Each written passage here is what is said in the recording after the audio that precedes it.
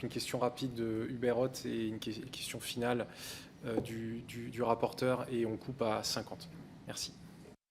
Oui, Monsieur le Président, je voulais juste revenir sur le dernier point sur lequel je voulais vous interroger, à savoir face au... Alors vous avez parlé de l'épisode chez vous de grande hygrométrie. En quelques mois, vous faites une année.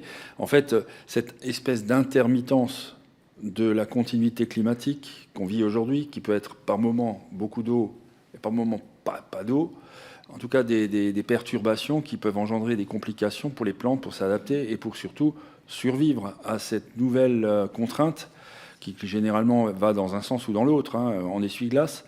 En gros, ce que je voulais savoir, c'est que, à la fois par les techniques qui ont été largement évoquées aujourd'hui, est-ce que les variétés que vous sélectionnez, les variétés que vous mettez sur le marché, on peut en améliorer les résistances, du type des plantes plus thermophiles, plus thermorésistants, des plantes qui ont une meilleure résistance face au stress hydrique, et bien sûr améliorer leur adaptation aux bioagressions, etc. Et d'un autre côté, est-ce que l'agriculture de demain et donc les semences que vous proposerez concernent de nouvelles espèces, de nouvelles variétés? C'est la question que je vous posais par rapport à la France de demain, la France agricole de demain. Est-ce qu'on peut imaginer l'enrichissement de l'offre agricole française avec de nouvelles plantations, de nouvelles cultures, compte tenu de toutes ces évolutions? Je suppose que vous avez un peu de prospective dans le domaine. Merci. Alors, sur le premier sujet, oui, évidemment, on a défini des orientations pour orienter la recherche sur ces critères-là. Je parlais du plan SPAD tout à l'heure, c'est donc le CTPS qui fait partie du ministère de l'Agriculture, et c'est là qu'on définit les critères d'inscription des variétés au catalogue. Donc, les critères techniques, à quoi la variété elle doit répondre comme critères, et évidemment que ces enjeux d'adaptation au milieu, on les a intégrés dans les critères de sélection, enfin d'accès au catalogue, donc de sélection.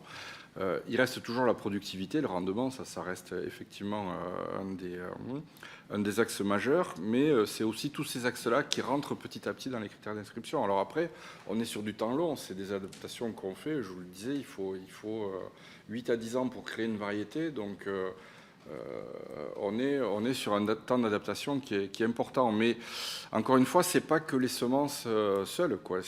C'est des semences dans un schéma. L'approche, elle doit être systémique, sinon les semences ne régleront pas tout. L'agronomie est aussi un levier important. Et puis après, c'est sécuriser les moyens de production. La ressource en eau, c'est clé. Moi, je vous disais que j'ai eu toute la pluviométrie de l'année en 9 mois. S'il y a une période de sécheresse qui est importante, c'est cet été.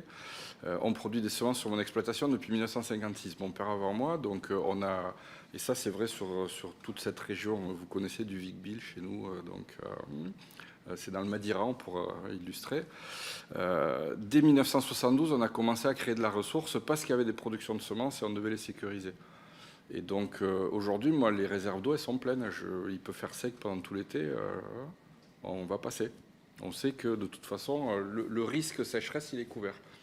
Donc voilà, et je pense que c'est vers ça qu'il faut qu'on aille. Encore une fois,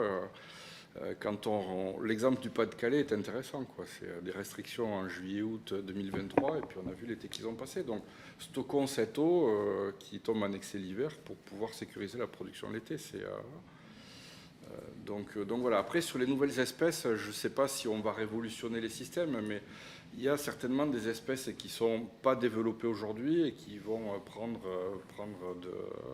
de l'importance. On peut parler du sorgho, par exemple. Donc, ce n'est pas le sorgho à la place du maïs. Les 3 millions d'hectares de maïs en France, on ne va pas les remplacer par 3 millions d'hectares de sorgho, mais il y a certainement des situations de diversification, dans des zones où l'accès à l'eau n'est pas sécurisé, il vaut mieux faire un bon sorgho qu'un mauvais maïs, ça c'est clair. Le maïs valorisera toujours mieux l'irrigation que le sorgho, mais il n'y a pas d'irrigation partout. Donc il y a certainement des espèces comme ça qui vont aussi, pas à la place d'eux, mais je pense que dans la diversité de l'assolement, il y a des choses à réimaginer aussi. Ouais. Et là, les semences, on anticipe aussi ces mouvements-là. Enfin, la filière sorgho, on a mis en place une organisation pour justement mieux piloter le sorgho au niveau européen pour pouvoir effectivement anticiper ces mouvements-là sur cette espèce-là. Et c'est pas la seule. Très bien. pense que Je sur vais les laisser protèges la mieux. parole au rapporteur pour la dernière question.